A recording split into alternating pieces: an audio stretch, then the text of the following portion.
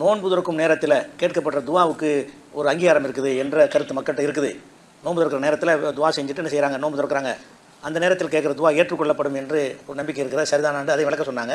ரசூல் ஸல்லல்லாஹு அலைஹி வஸல்லம் சொன்னதாக ஒரு ஹதீஸ் திருமதியில் வருது. என்ன வருதுன்னு கேட்டால், சலாசும் லா துரத்து தாவத்துகும், 3 பேருடைய துவாக்கள் நிராகரிக்கப்படாது.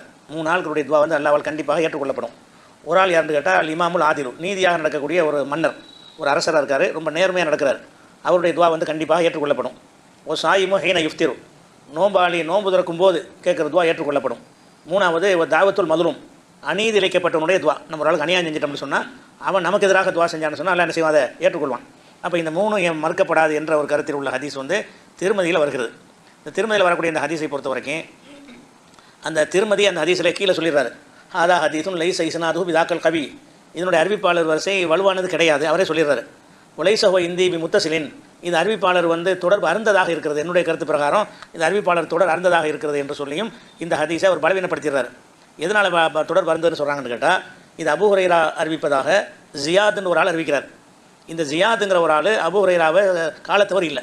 அபூ ஹுரைராட்டன்னு ஒருத்தர் அறிவிக்கிறார்னு சொன்னால் அபூ ஹுரைராவை பார்த்தவராக இருக்கணும்ல, அபூ ஹுரைராவை சந்தித்து படித்தவராக மாணவராக இருக்கணும், காலத்தில் வாழ்ந்தவராக இருக்கணும். இவர் அவருக்கு சந்திப்பு கிடையாது என்ற காரணத்தினால தான் திருமதியை சொல்கிறாரு, இது முத்தசில் கிடையாது, இணைப்பு தொடர்பு அருந்திருக்குது. திருமதியில் இதை பலவீனமாக்கிறாங்க. இதை 3 துவாக்கள் ஏற்றுக்கொள்ளப்படும் என்பதில் இது ஒன்று வருது. நோன்பாளி நோன்பு திறக்கும் போது கண்டிப்பாக ஏற்றுக்கொள்ளப்படும். இந்த ஹதீஸ் அடிப்படையில் தான் மதரசா பள்ளியாசல் எல்லாத்தையும் அறிவிப்பெல்லாம் செய்கிறாங்க. ஆனால் இது பலவீனம் ஆயிடுச்சா. அதே நேரத்தில் இன்னொரு ஹதீஸ் என்ன வருதுன்னு கேட்டால், இப்னு ஹிப்பானில் ஒரு ஹதீஸ் வருகிறது. அந்த ஹதீஸில் என்ன வருதுன்னு கேட்டால் இதே வாசகம் வருது. ஆனால் இதில் பலவீனம் ஒன்றும் இல்லை. ஒரு ஹதீஸ் வருது, ஓ சாயிம ஹீன யுஃப்திருன்னு சொல்லி. அதே மாதிரி ஷுஅபுல் ஈமானில் ஒரு அறிவிப்பு வருகிறது, இதே செய்தி வருகிறது. அப்போ அந்த திருமதியில் வர்றது பலவீனமாக இருந்தாலும் இந்த ஹதீஸ் என்ன இருக்குது, நோன்பாளி நோன்பு திறக்கும் போது ஏற்றுக்கொள்ளப்படும், 3 பேருடைய துவாக்கள் ஏற்றுக்கொள்ளப்படும்ங்கிற ஹதீஸ் சரியான அறிவிப்பாளர் வழியாக வந்திருக்கிறது.